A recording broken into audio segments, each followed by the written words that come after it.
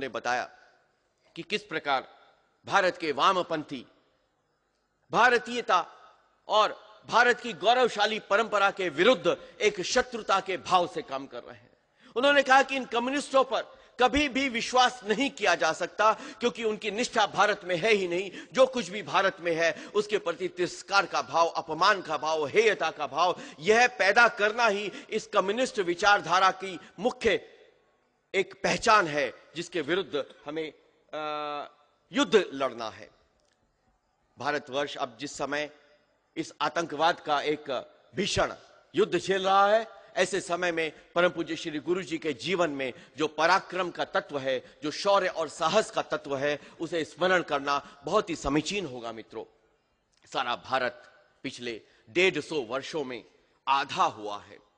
इतना सिकुड़न दुनिया के किसी देश के साथ नहीं हुई जितनी सिकुड़न भारतवर्ष के साथ हुई है। इसी अवधि में, इससे कम अवधि में चीन दुगना हुआ है। पूजा करने के लिए नहीं गए थे, वे क्यों हमारे देश में आए और हम पे इतने हमले किए? वे कैसी मानसिकता हो सकती है कि जो मानसिकता दुनिया के सबसे विशाल, सुंदर, अद्भुत, सौंदर्य युक्त वास्तुशिल्प वाले मंदिरों को ढाकर, तोड़कर, देवताओं की मूर्तियां खंडित करके एक अपूर्व अट्टहास का अनुभव करे, खुशी का अनुभव करे।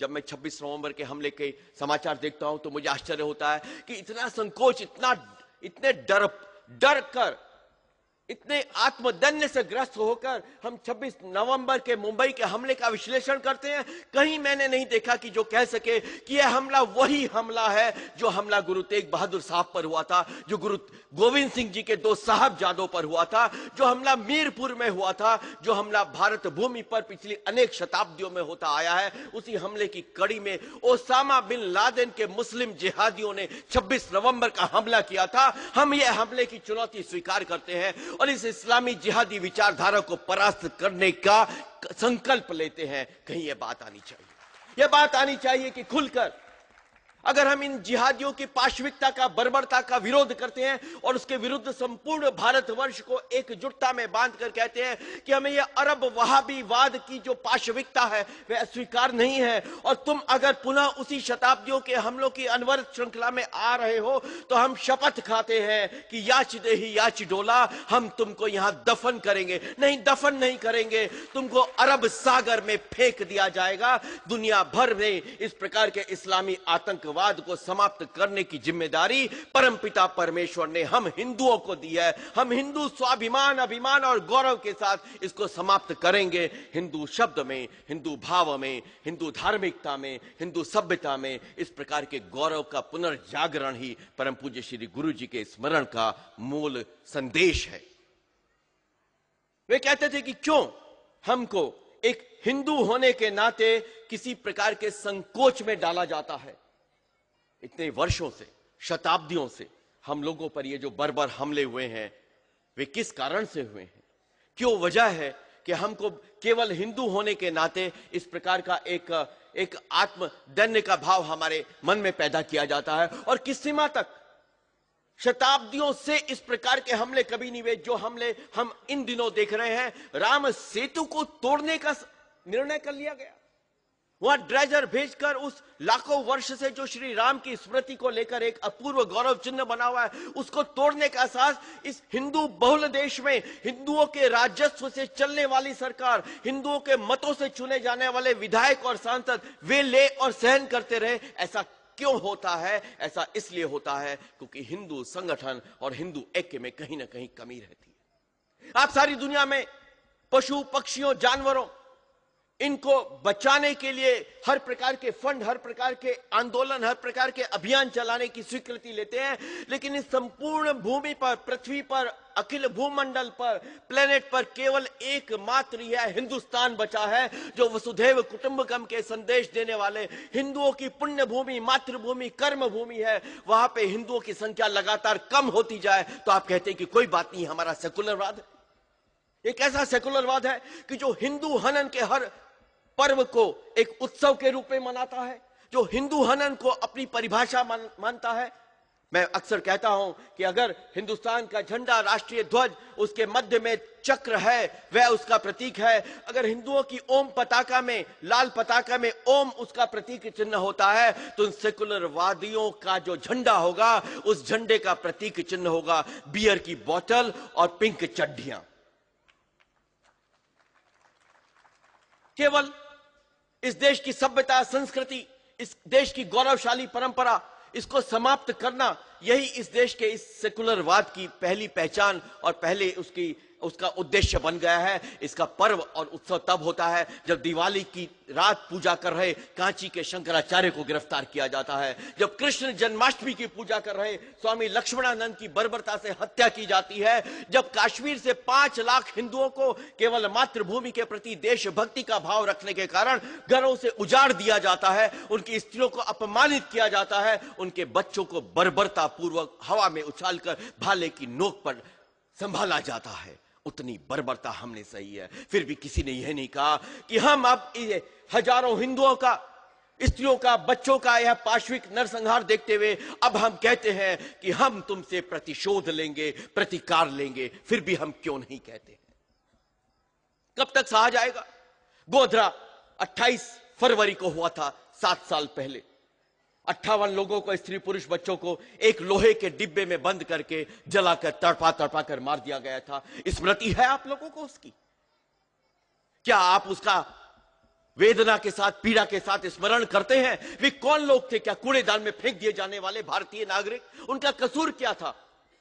किसी ने यह सवाल पूछा है कि क्यों उनको मारा गया, गोधरा क्यों हुआ था? इस सवाल का जवाब कौन देगा? हम गुजरात में, हिंदुस्तान के किसी भी कोने में कोई भी निर्दोष मारा जाए, उसमें दुख और वेदना व्यक्त करते हैं। लेकिन अगर हिंदुओं की हत्या होती है, उनपे बर्बरता का, अत्याचार का होता है, तो उस पर चुप्पी और सन्नाटा, यह हम अब सहन करने की स्थिति में नहीं रहेंगे। इस सवाल के जवाब में ही हम अपनी स्थिति को सुधार सकते हैं। वह साहस, वह बल होना चाहिए कि कृण्वन्तो विश्वम आर्यम, हमारे पूर्वजों ने जो संदेश दिया था, उस कृण्वन्तो विश्वम आर्यम को हम अब समस्त भूमंडल पर चरितार्थ करें। बहुत हो चुका है, हम सिकुड़ते सिकुड़ते सिकुड़ते आ रहे हैं। विजयादशमी मनाने वाले हम हिंदू हैं। हम वे हिंदू हैं जिनके श्री राम ने दशानन वध किया था। हम वे हिंदू हैं जिनके उपास्य देव हनुमान ने दुष्टों की लंका को जलाया था। हम वे हिंदू हैं जो दुर्गा की उपासना इसलिए नहीं करते कि हमारे बच्चे को या हमको बैंक में नौकरी मिल जाए और चुनाव में टिकट मिल जाए। हम इसलिए दुर्गा की उपासना करते हैं कि दुर्गा की उपासना का अर्थ है जितने राक्षसी निशाचरी वृत्ति के लोग हैं उनका हनन करना, उनको क्षमा नहीं करना। मित्रों, बहुत सारे सर्टिफिकेट हमने उदारता के, विशाल हृदयता के बटोरे हैं। अब युग धर्म है कि कुछ सर्टिफिकेट हमें अनुदारता के, दुष्टों के प्रति निर्ममता और असहिष्णुता के बटोरने चाहिए, बटोरने पड़ेंगे, वरना हम जीवित नहीं रहेंगे। यह मित्रों, यह पर्व विजय का पर्व, यह पर्व है उस विजयशाली परंपरा के अद्भुत, तेजस्वी, देदीप्यमान नक्षत्र के समान परम पूज्य श्री गुरु जी के जीवन से प्रेरणा ग्रहण करने का पर्व। यह पर्व है कि जब हम अपना मार्ग इस रूप में प्रशस्त करें कि ठीक है, हमने बहुत अपना पैसा कमाया होगा, धन कमाया होगा, ऐश्वर्य कमाया होगा, विद्या कमाई होगी, हम राजनीति में अत्यंत आगे बढ़े होंगे, लेकिन क्या हमने एक संतान के नाते इस मातृभूमि के प्रति जो हमारा कर्तव्य है उसका निर्वाह किया है या नहीं किया है? इसकी परीक्षा देने का समय आज है।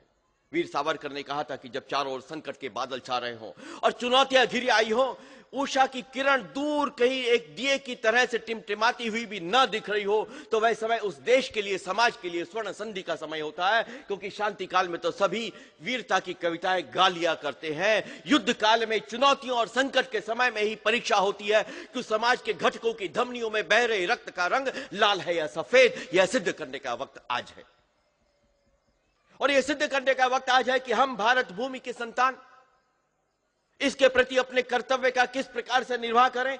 वे जो तमाम दुनिया भर से आते रहे लोग, उनके सामने एक ही बात हम रखेंगे कि हम सुरक्षा में, समृद्धि में, खेल में, विद्या में तुमसे किसी भी रूप में कम नहीं है। हम उन पूर्वजों की संतान हैं जिन्होंने संपूर्ण दुनिया में अपनी प्रतिभा, मेधा, चरित्र और विद्या के बल पर एक अपूर्व प्रभुत्व का संचार किया था। दुनिया का सबसे बड़ा मंदिर हिंदुस्तान में नहीं कंबोडिया में है, और वहां कम्युनिस्टों की सरकार होने के बावजूद वहां के राष्ट्र धर्म पर, जैसे हमारे राष्ट्र ध्वज पर अशोक चक्र है, वहां कंबोडिया के राष्ट्र ध्वज पर अंगकोर वाट मंदिर का रेखा चित्र अंकित है। यह हमारे पूर्वजों का पराक्रम और उनकी पुण्याई है। शैलेंद्र साम्राज्य 700 साल तक परम पूज्य गुरु जी के लेखों में है, 700 साल तक उन्होंने चीन के विस्तारवाद को पूर्वी एशिया में बढ़ने नहीं दिया था। वे हमारे पूर्वज थे, हम उनके उत्तराधिकारी और उनके वंशज हैं। यह हमारे पूर्वजों की पुण्याई है कि दुनिया का सबसे बड़ा हवाई अड्डा अगर बैंकॉक में बनता है तो उसका नाम वहां के राजा राम नवम